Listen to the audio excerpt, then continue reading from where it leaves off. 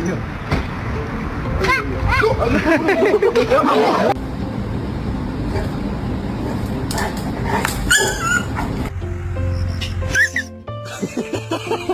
is what Churro does when I try to get him off of me.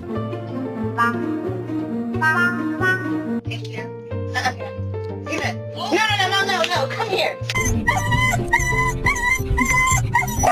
Oh God.